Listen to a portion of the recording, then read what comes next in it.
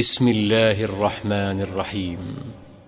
Kata para ulama salaf, ilmu itu, ilmu syar'i yang merupakan tangga membawa kita kepada hubungan dengan Allah yang sangat baik, karena dengan keimanan akan muncul, iman akan muncul dengan ilmu itu, ya dia akan memberikan setengah hidupnya dengan cara kita membayar dia dengan seluruh hidup kita. Gak bisa. Seminggu sekali itu gak cukup, gak cukup. Apalagi ada orang sebulan sekali, apalagi ada orang cuman kalau lagi ada waktu lowong, ini gak bisa. Kita sibuk Bapak Ibu sekalian memberikan makan tubuh kita. Makan makanan, minum macam-macam variasi, betul untuk fisiknya sehat, tapi ruhnya kurus, kerempeng, sakit. Itu luar biasa. Tapi kalau kita balik, fisik kita yang biasa cukup kenyang sudah, tapi ruh kita berikan kesehatan yang luar biasa. Orang kalau ruhnya yang sehat Bapak Ibu sekalian, semuanya jadi kecil buat dia. Julaibib radhiyallahu anhu, sahabat Nabi itu, saking kecilnya badannya itu sampai diangkat oleh Nabi SAW dengan satu telapak tangan karena kecilnya badannya. Tapi di perang ya Uhud dia bisa membunuh 7 orang kafir. Tidak ada hubungannya dengan kecil badannya, tapi ruhnya kuat, besar.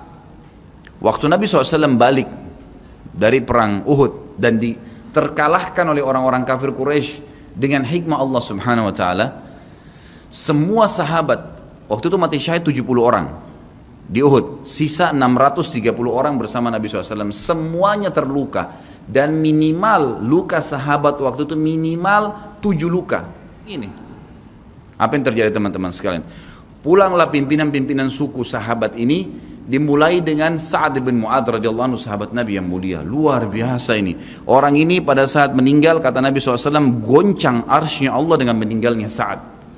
Saat pulang ke kaumnya lalu berkata, wahai kaumku, sesungguhnya Nabi SAW menyuruh kalian untuk kembali menyerang Quraisy. Pada saat itu mereka lagi ngumpul saling ngobatin luka, dan di depan mereka yang saling ngobatin luka itu adalah Usaid bin Khudair, sahabat Nabi yang mulia. Ini sahabat Nabi yang satu dari Aus ini, kalau membaca Al-Quran malaikat turun dari langit dengarin bacaannya, luar biasa. Lagi ngobatin lukanya sambil dia berkata, waktu dikatakan Nabi SAW menyuruh kalian mengejar Quraisy, kata Usaid bin Khudair lagi ngobatin lukanya, sami'na wa ata'na, kami dengar dan kami patuh, ditinggalin lukanya. Lalu seluruh suku itu saling nopang satu sama yang lain, mendatangi masjid Nabi SAW untuk ikut berperang lagi. Nggak ada satupun yang tinggal. Ada yang luar biasa, saya terus terang nangis waktu dengar kisah itu, luar biasa. 2 orang anak muda Ansar, saya setiap kenang kisah ini selalu nangis, tidak bisa tahan karena luar biasa. Anak 2 orang ini belasan tahun umurnya, dan dua-duanya nggak bisa jalan Bapak Ibu sekalian, tidak bisa jalan. Luar biasa, sudah sobek kakinya, sobek punggungnya, bahkan dikatakan di bagian leher ada irisan, di bagian lehernya ada irisan, gitu kan. Kesakitan. Dua-dua ini diturunkan dari kuda, ditidurkan, adik kakak nih.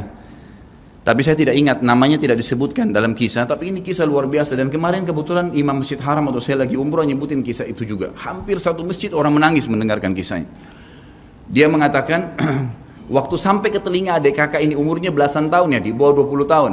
Kalau Nabi SAW memanggil seluruh yang hadir di Uhud untuk kembali berperang. Ini mereka nggak bisa jalan nih. Si kakak bilang sama adiknya, kita nggak bisa tinggal di sini nih. Rasulullah SAW sudah memanggil kita untuk menjawab panggilan Allah. Kata adiknya, bagaimana caranya kita merangkak? Bagaimana caranya kita ke sana? Nggak ada yang bisa nopang. Ini berdua lagi sakit. Mereka cuma tinggal sama ibunya. Lalu berkata si kakak, sekali saya seret kamu, sekali kamu seret saya.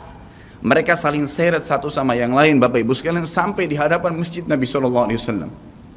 Lihat bagaimana iman mereka kepada Allah Subhanahu Wa Taala, luar biasa.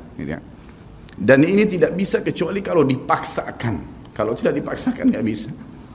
Semoga Allah SWT jadikan kita orang yang selalu memaksakan diri untuk ibadah.